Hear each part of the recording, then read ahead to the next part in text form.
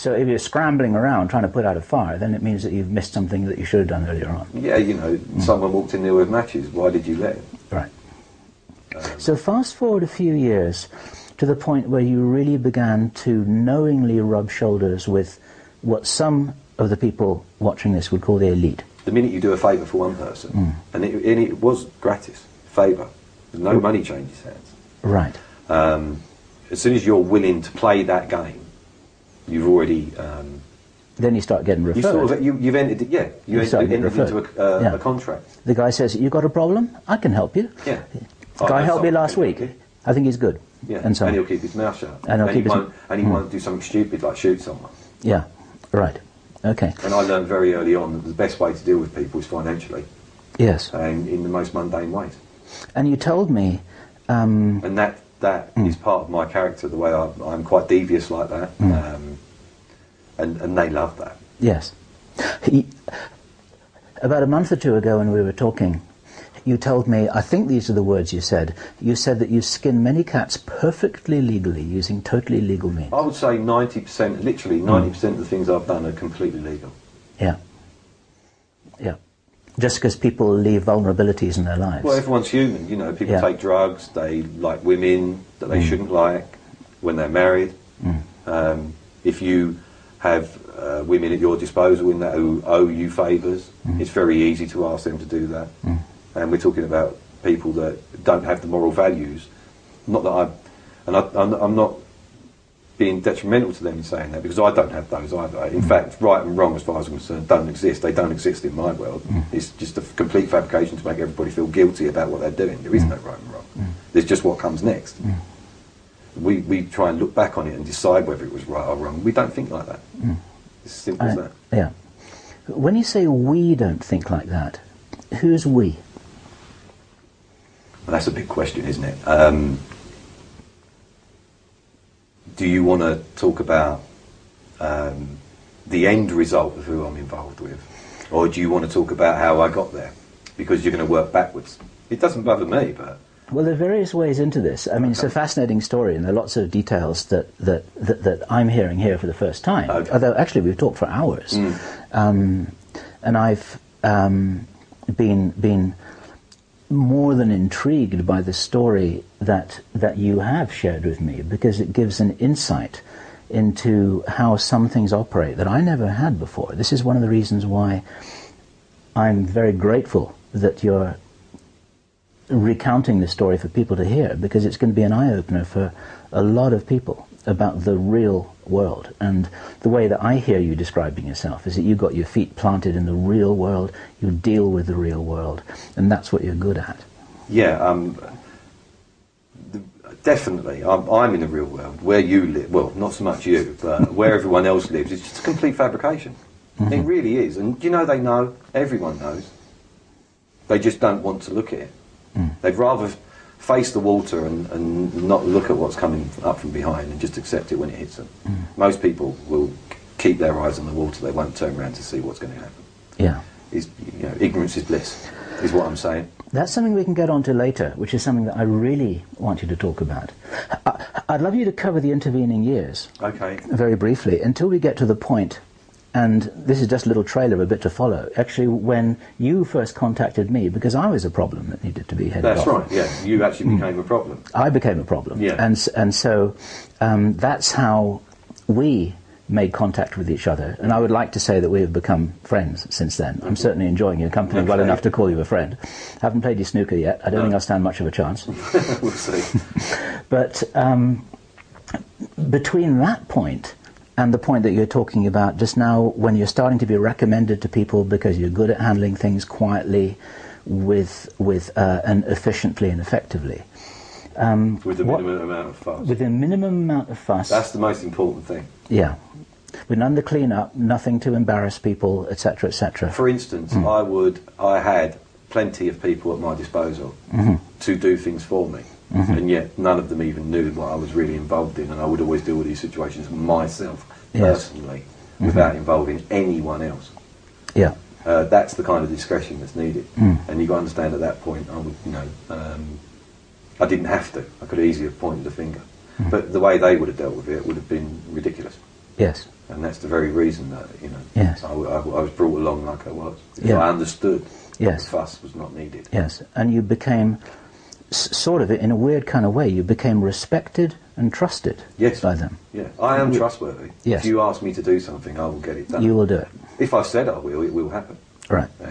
I may say no, but they will know. But if I've said yes, it will happen. Right. If you want to call that trust, well, fine. I call it my word. Some people have asked me to do things for them, and I'm already working on them for someone else. Do they trust me? Am I trustworthy to them? Right. It's all compartmentalized. Right. Isn't everything? Well, isn't everything. Go to work at ICI. See Yeah. if the guy at the paint counter knows what the managing director's Yeah. thinking. Yeah, sure. Okay, so can you cover those intervening years? I mean, this is like a huge life story you're telling Yeah, me this here, is the thing, you know, you've got to understand, in some weeks, several things happened. And those weeks aren't unusual. Yeah. And the way you view time, I do not view time. For instance, you could ask me a day when something happened or what age I was. I have to really think because it just doesn't bother me. I don't care how old I am. Yeah, sure. You know, the length of time I'm on this planet is the length of time I'm on this planet. I don't care where we are in that at any point. Yeah, I got you. Okay. So because I don't put those markers, it's very hard for me when someone asks me a direct question from their world to give them an answer that is relevant for them in time, because I don't look at it like that. I understand. Okay. And nor do they. That is interesting. My life is sequential. Everything is sequential. Everything happens in sequence. Everything's sequence driven. Part of the fabrication is the calendar and the clock. Right. Yeah. You know, scientists talk about time. You know, well, they talk about time, but time's only been around for how long? Did summer still come, winter still come? Yes. Before the clock was invented? Of course it did. Of course. You know, winter's late this year. I laugh at things like that when I hear things like that. Yeah. Because winter's not late. Just the cage you put it in isn't working. Yes. Winter's not late. I completely understand what you're saying. It's like a Buddhist actually saying it is the way that it is. You know, so everything else is just a linguistic. Right. Yeah, this is a Why linguistic. do you think persecuted so much? Right. Okay.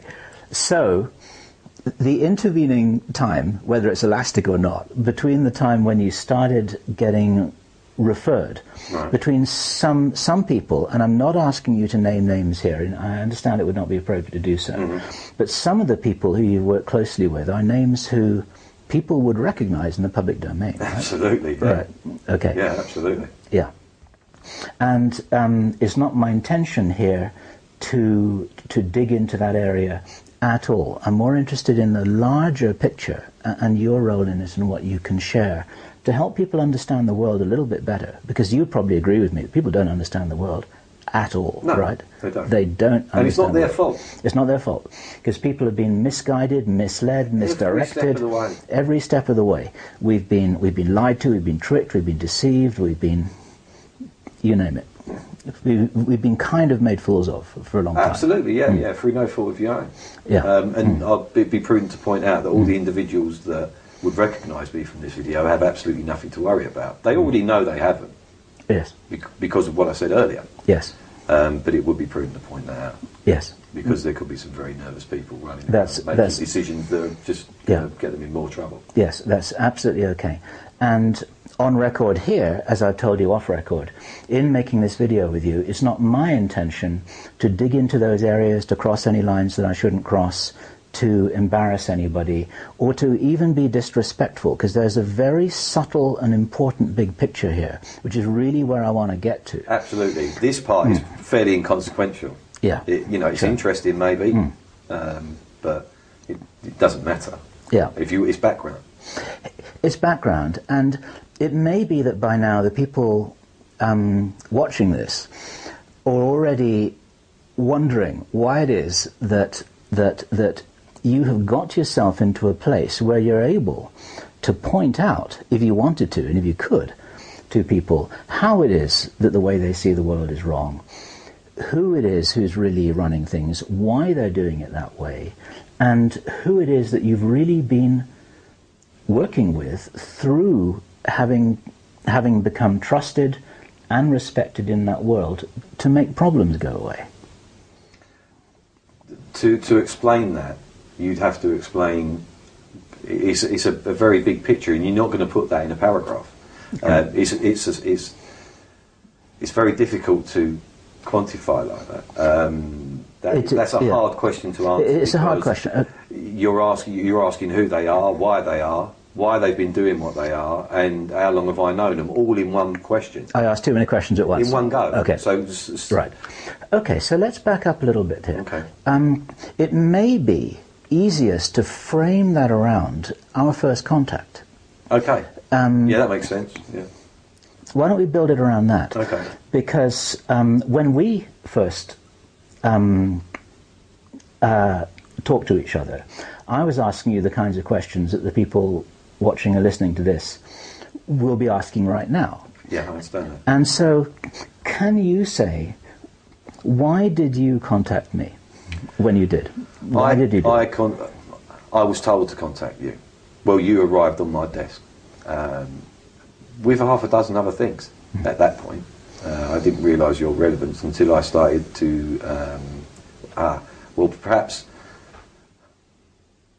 I didn't realise your relevance until we started actually conversing. But then I've got to rewind a little bit, because I am also part of the problem, and I was fooled as much as anybody else until I did something that has left me slightly debilitated, as you well know. Yes. Are you able to talk about that at all? I don't mind about talking about how long I've got and that sort of thing. That doesn't bother me. Okay. I hooked myself up to something with the aid of someone else to educate myself about certain things that would be very advantageous, not even just financially, just generally advantageous to me. And the deal was done between that individual and me, because he could have got himself in a lot of trouble for doing what we did, and I could have. So we set up something, and it took over a year to set up for this, to get me in the right place at the right time, and the machine in the right frame of mind. And you used those interesting words. Because, and him. Yes. So it was a long time in the set, but it was a very cheap reason we did it. Okay? And it didn't go well. And it's left me terminally ill. And also left me with problems in my daily life, to deal with others, which we're experiencing right now. So when I did that, it changed my outlook in a way I didn't understand. That wasn't what I was setting out. I wasn't setting out to be sitting here. It was a dastardly deed, not a heroic one. Let's get that very clear. I'm not a hero, far from it. It was for financial and political gain. I did what I did. And it backfired. And as a spin-off, it kind of deprogrammed you. Absolutely, that's what it done, without doubt. Yeah, or over-programmed me. Okay. Which, I found myself being able to do things that I just couldn't possibly have any. I've got no background in that thing. Never been showed how to do it, and was doing it and putting a professional to shame. Okay. And not ever for instance, I've never played golf. It's actually been quite hard for me in business because I don't like golf. Right. Right. And someone persuaded me to take a round of golf with them at a very well-known golf course, a very hard golf course. And he played on that golf course most of his life, 3 or 4 days a week. And I slaughtered him. And I'd never played golf before in my life. That's amazing. So, well, it's just, you could say, beginner's luck, that's what was, because obviously I didn't do it again, because of the amount of attention that was drawn. And that I don't like, no fuss. So that was frowned on, doing that. And how could I do that? And it was frowned on by the other person that I did the deed with. Yeah. Because that's going to draw attention. It was quite out of character as well. Yes. But I didn't realise I was going to be able to do it. Yes. And I don't really remember very much about the game either. And this is the kind of thing that's been happening. I've found myself being able to do things, and I found myself not being able to do things that I used to be able to do very, very well. Yes. So it's almost like, this is very rough, it's almost like downloading a program, and you didn't know what the program could do until it started running. Is that close? Do you want to say that again your own way? Yeah, there wasn't any download as such. There was an interaction That was meant as a metaphor. Okay, yeah. But you know, I understand why you've said that, and I understand why you use that metaphor, and you look at it like that because of the products that are available, you know, in any electronic store anywhere.